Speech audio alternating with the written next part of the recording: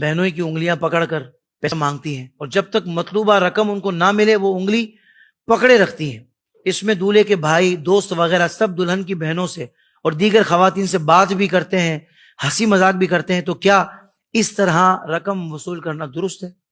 دیکھیں، یہ ایک ہمارے معاشرے کی دردناک تصویر ہے کہ جس میں باپ کے سامنے بیٹیاں جو ہے وہ غیر مرد سے اس طرح کی ہنسی مذاق کر رہی ہوتی ہیں، اور باپ، بھائی، یہ جتنے وہاں پہ موجود محارم ہوتے ہیں وہ سب اس کے اندر شرکت کرتے ہیں، اور کسی کو یہ چیز بری محسوس نہیں ہوتی۔ یہاں پہ یوں سمجھ لیں کہ یہ بے حیائی کو پروان چڑھانے کے سلسلے میں جتنے وہ محافظ مرد تھے وہ سب کے سب خود شامل ہو گئے۔ تو یہ انتہائی کربناک ہمارے معاشرے کی تصویر ہے، اور اس میں بعض اوقات جو ہے نا وہ دلہن کی بہنیں یہ سمجھتی ہیں کہ اب تو یہ ہمارا بہنوئی ہو گیا تو ہمارا بھائی ہے۔ یہ یاد رکھیے گا کہ بہنوئی جو ہے وہ اپنی سالیوں کے لیے غیر محرم ہی ہوتا ہے، وہ ایسے ہی غیر مرد ہے، اس کی انگلی پکڑنا ایسے ہی ہے جیسے آپ نے روڈ پر کسی مرد کی انگلی پکڑ لی۔ اللہ اکبر! یہ اگر یہی عورت اگر روڈ پر چلتے کسی مرد کی انگلی پکڑ کے بیٹھ جائے تو کیا یہ ہمارے معاشرے میں اچھا سمجھا جائے گا؟ نہیں۔ تو ان دونوں میں کوئی فرق نہیں ہے، بس یہ ہے کہ یہاں پہ یہ وائٹ کالر کرپشن ہے اور وہ جو ہے وہ بلیک کالر کرپشن ہے۔ کرپشن دونوں ہی ہیں، اللہ برائی دونوں ہی ہیں، لیکن ہم ایک چیز کو برائی نہیں سمجھ رہے، یہ ہمارا قصور ہے۔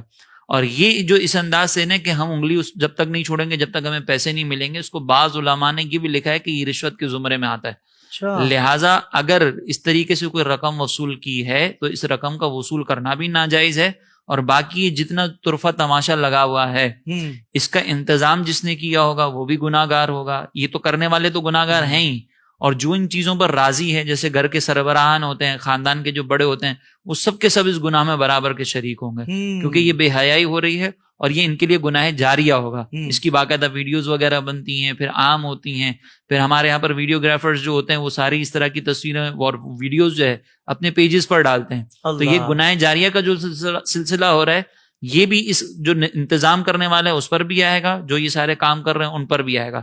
لہٰذا شادی اس کے بغیر بھی کی جا سکتی ہے، شادی کرنا سنت ہے، نکاح کرنا، لیکن اگر آپ کوئی نیک کام کر رہے ہیں اور اس کے اندر یہ ساری چیزیں شامل ہو جائیں، خرافات، تو پھر وہ نیک کام کی برکت آپ کو ویسے نہیں ملیں گی۔ لیکن نماز پڑھنا فرض ہے، اور اللہ تبارک و تعالیٰ نے اس کا فائدہ یہ بیان کیا کہ نماز بے حیائی اور برائی سے روکتی ہے۔ لیکن اگر کوئی ریاکاری کر کے نماز ادا کر رہا ہو تو پھر اس کو نماز کی وہ برکتیں نہیں ملتی، حالانکہ کر عبادت ہی رہا ہے۔ اسی طریقے سے نکاح کا معاملہ ہے، جب نکاح کے اندر یہ سارے خرافات ہوں گے تو پھر آگے جو مسائل ہوتے ہیں نا نکاح کے بعد وہ ان خرافات کی وجہ سے ہی ہوتے ہیں۔ ورنہ نکاح کرنا ایک مبارک عمل ہے، ایک برکت والا عمل ہے، اس سے فضیلتیں حاصل ہوتی ہیں۔ سرکار علیہ السلام نے فرمایا جس سے نکاح کیا اس نے اپنا آدھا دین مکمل کر لیا، لیکن ہمارے یہاں پر نکاح کرنے کے بعد پریشانیاں بڑھ جاتی ہیں، اس کی وجہ یہ بنتی ہے بنیادی طور پر۔